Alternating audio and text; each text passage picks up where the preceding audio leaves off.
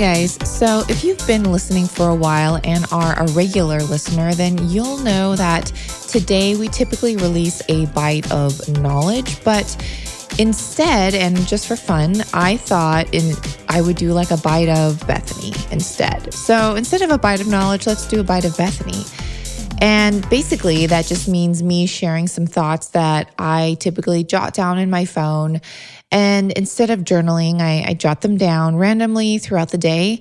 And these are just thoughts that may help you, may not. You may not agree with them, and you may.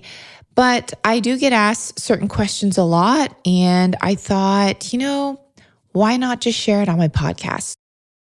Research shows the average cleaning product contains chemicals that are affecting our lungs. The researchers also added that accelerated lung function declines in those who clean regularly with bleach-based products, disinfectants, and degreasers containing 2-butoxyethanol, commonly referred to as EGBE. This is all just another reason why I use Branch Basics for my cleaning needs. You just mix their non-toxic concentrate with water in a glass spray bottle, and you're good to go and clean your entire home. Everything from your kitchen to your bathroom to your living room and even your kids' toys. It's safe around your kids and pets, and it actually works. It's 100% biodegradable, fragrance-free, and contains no harmful substances. Their concentration is derived from plants and minerals, and the best part is that you only have to buy one product. If you want to clean up your home and your health by using Branch Basics, they're offering my listeners 15% off. Just use code LILSIPPER at checkout to receive a discount.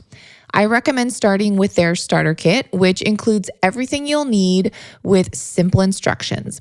Again, if you go to branchbasics.com and enter code LITTLESIPPER at checkout, that's LILSIPPER at checkout, you'll receive a discount. Quick pause, because what would this podcast be without me sharing about the benefits of my very own digestive support plant-based protein powder by Nuzest? If you don't know, I co-created the digestive support product by Nuzest back in 2018, and it's been a top seller ever since. Why? Because I wanted to create an easy-to-digest protein powder without stevia or fake sweeteners, without gums, and without flavorings commonly found in other vegan protein powders. Not just found in protein powders, but also so-called gut support products, and these gums and additives can actually cause digestive upsets. With my protein powder, you'll find only clean, real, simple ingredients, and I chose to add a specific probiotic known to fight off candida and help the gut specifically. This probiotic is so strong, it does not need refrigeration. And since it doesn't need refrigeration, it can also survive your body's temperature, ensuring it survives once it gets down into your belly so it can start doing its job. You'll also find L-glutamine, which has been shown to help and heal and seal the gut. Now, this is super important because the gut lining, obviously, you don't want things leaking out. You don't want things seeping in. So L-glutamine can help restore the gut lining, resulting in an overall healthy and happy core. And we all know health starts in the gut. My digestive support protein is glyphosate-free and contains no gluten, grains, or lectins. It's vegan, paleo, and keto friendly, as well as suitable for those on a candida or diabetic diet. If you want to grab a tub and start your journey to a healthier and happier gut and ultimately happier life, go to nuzest.usa/digest for a discount. That's nuzest.usa/digest. This offer expires soon, so take advantage while you can. First of all, what I eat in a day. A lot of people ask me, will I ever do a what I eat in a day reel on my Instagram? And the answer is no. I think they're stupid because every single day is different for me. And I highly doubt every single person on this earth eats the same every day. And I'm not talking about eating the same meals or even breakfast, lunch, and dinner. For example, sometimes I'll eat breakfast and sometimes I'll intermittent fast. And depending on if I am a recipe testing that day, I'll be tasting, I'll be snacking. So then I don't fully eat a quote, rounded lunch or rounded dinner because I've been tasting and snacking all day from what I've been preparing in the kitchen for reels and things like that. So every single day is different, whether I am going to different appointments, whether I have lunch with someone, whether I just am ravishingly hungry that day, or perhaps I'm not that hungry and I honor my body. And I think that's so important for each of us to honor our body and honoring the signals, whether that be hunger signals or whether that be fullness signals. And it took a while for me to really tap into that. And each person is different, but I really encourage everyone to really tap into that if you can, because that's why we have these signals. If we're full, we shouldn't be eating. That's going to cause more digestive stress. Obviously, if we're hungry, we should eat. Those are signals. I just think they're stupid. Not just that, but the fact that people want to know what I eat, and I'm honored. Honestly, I'm flattered to be honest.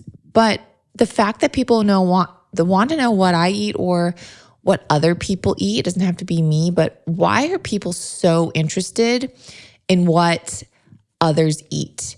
Why are people so just fascinated, or they just want to know what people eat? Focus on yourself. Who cares what so-and-so's eating? Who cares what the girl next door is eating? Focus on what you're eating. Focus on what you need and your nutritional needs as a human being. Every person is different. We all have different activity levels. Some of us are more sedentary and some of us just naturally burn more calories because of our metabolism. Some of us are super active. And so I think that's just another form of comparing, which we need to get away from, is comparing what we eat versus what another person eats. And again, comparison is the thief of all joy. So I would say stop comparing your meals with other people's meals and focus on what you individually need. And also, don't judge someone about what they're eating, because being judgmental is just as harmful as comparing yourself, if that makes any sense. I feel like I'm just rambling on now. But all that to say is I think what I eat in a day is stupid. And when I see people post what I eat in a day, I think that's just putting more fuel to the fire as far as comparing. All right, let's talk about trolls for a second. I don't get them. I honestly, if anyone has an idea of why trolls even exist, please DM me and let me know. What do they think they are really doing by being mean? That's what I want to know. Does it truly make them feel better as a person? Maybe. Do they think they're actually benefiting this person, or do they think they're really helping this person by sending them a nasty DM, or even worse, making a public comment? Because in my mind, I would never say certain things that I get, comments I get, or comments I see other people getting. It's almost fascinating to me, because I'm like, is this a true human that is willing to do this? And I guess, honestly, people will say anything if they're behind a screen, right? But if they are seeing someone person to person, I really don't think they would say that. And I just think, again, I just don't get trolls. And I feel like they are definitely dealing with something personally. So if you're someone that has received negative comments from some person you don't even know on the internet, just keep that in mind. This is a person you don't even know on the internet. And more importantly, this is a person that doesn't know you. All right. So take that into consideration and be bigger than them. And just, hey, there's the block button for a reason, right? There's an unfollow button. And speaking of unfollow buttons, I've recently been unfollowing accounts that just don't serve me anymore. And I feel like I am starting to compare, going back into the comparison trap. Like I started following like home decor accounts, for example, and I noticed that I was getting super envious of other people's homes. And they live in amazing homes. And okay, let's face it, I live in California. I have a beautiful home, but people in, for example, Texas, they have a home that's like 3 times the size and probably for like half the price I bought my house in California. So I'm just like, oh, like, why can't I just get a home like that or like a bigger home or whatever, right? So anyways, my whole point is there's the unfollow button. And if it's not serving you anymore, if you start feeling yourself being jealous or whatever, maybe it's not jealousy, it's just like, I don't know, annoying, or it's just not serving you, just unfollow them. And if you feel like you can't unfollow, there's always the mute button. So technically, I don't know if you guys are aware of that, but technically you're still following that person, but you mute them so that they don't show up in your feed and that person will never know. But it's so freeing. And the less I see in my Instagram feed, like coming on my, whatever, like how many people I follow, I actually have less anxiety and I feel like I can breathe better. So unfollow the people that, I don't know. And I was looking at again, I feel like I'm just rambling, but I went back into all the people that I'm following and like half the people aren't even active on Instagram anymore. And I was like, oh, well, why am I even following these people? So it was just super freeing. It lightened my load. It's like getting rid of all these clothes that you never wear. It's just like, okay, I have my staples and that's all I want. And really simplifying your life down to even as many people as you follow online, it can really make a difference in your own health. Another random thought that I actually posted this on my threads, if you guys are active on Instagram threads, is I said, avoiding certain foods is not diet culture, it's self-respect. And that is 100% true. If you know your body and what works for you, then avoiding certain foods is a form of self-respect. It's not diet culture.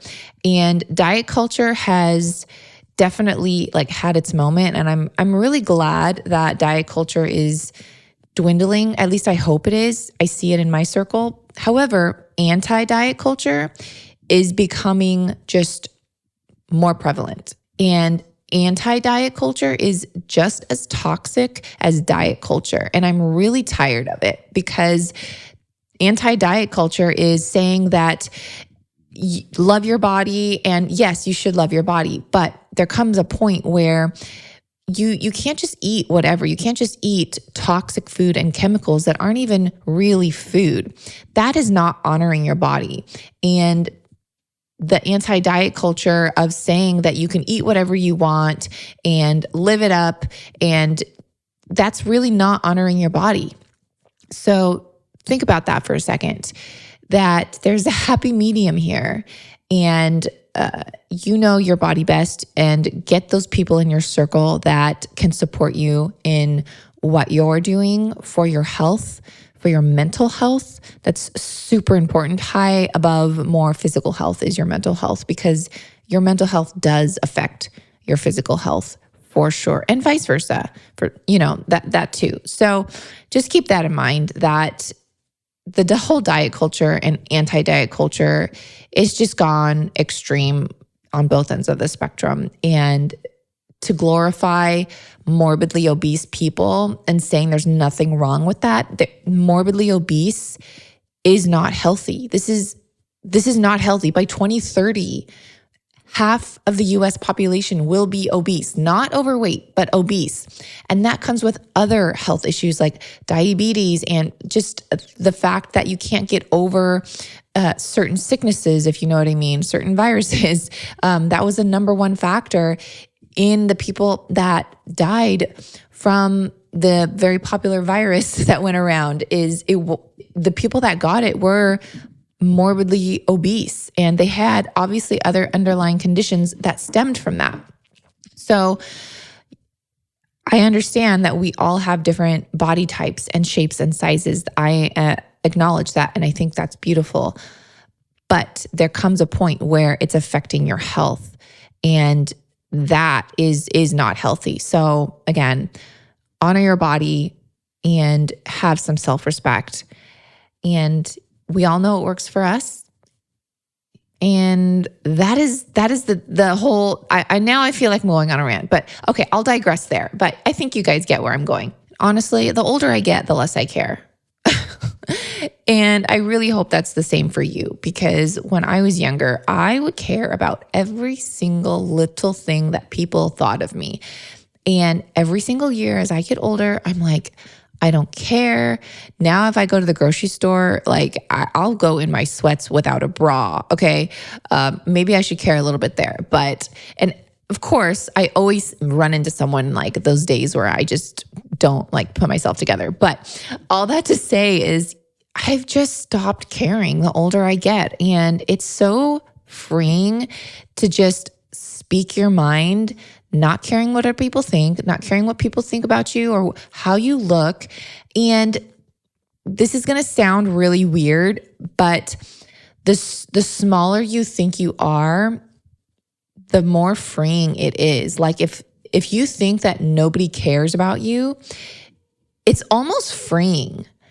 If you thought that everybody cared about what you ate, how you looked, what you put on your body, how you dressed, if you thought everyone cared about that, yeah, that's a lot of pressure.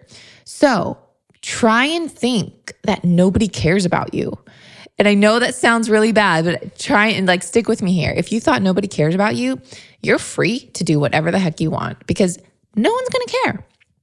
So I hope that turnaround and that shift of mind can help you just kind of branch out and be who you want to be. Something I've been thinking about is what's going to last after I pass away? What's going to last after you pass away? It's not going to be your looks. It's not even going to be your house or your material things. It's going to be your legacy. It's going to be the impact you made in your friends, your husbands, your children's lives, your church family, people in real life. I mean, do you think that people online will care if you pass away? I mean, maybe for like a week, a day, I don't know. But it's the people in real life that matter. Like no one is going to come to your funeral from social media, right? Unless they know you in person. But it's the people that you know in real life that matter and that you should put your most time and energy in. Because once you pass away, nothing is really going to last except for those relationships. And no one's going to care. No one's going to remember you because you had the best hair or you had washboard abs. Like at your funeral, do you really think they're going to say, oh, so-and-so, she had the best abs? Of course not.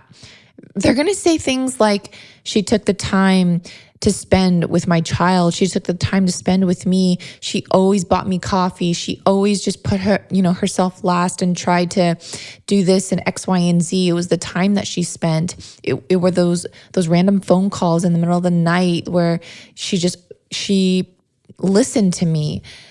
It's those types of things that people appreciate and remember. And so that is something that we should all take away is what's really going to last after we pass away is it's going to be our legacy and it's going to be those connections that we have with people in our lives, in our real lives. Now, I know this bite of knowledge became a bite of Bethany, and I got a little feisty here and there, but it was a little change up, and I hope you enjoyed it. And if you do enjoy these random thoughts, let me know in the comments or send me a DM on Instagram. I'd love to hear from you. And as always, guys, I will see you this Wednesday for a wonderful interview that I'm really excited to share. Thanks for listening to this episode of Digest This. If you enjoyed this episode, please leave a review in your podcast app to let us know. If you're ever wondering how you can support me and this podcast, sharing it with your friends and family is the best way. This is a Resonant Media production produced by Drake Peterson and edited by Mike Frey. To email the show, message us at digestthispod@gmail.com. See you next time. The content of this show is for educational and informational purposes only. It is not a substitute for individual medical and mental health advice and does not constitute a provider-patient relationship. As always, talk to your doctor or health team first.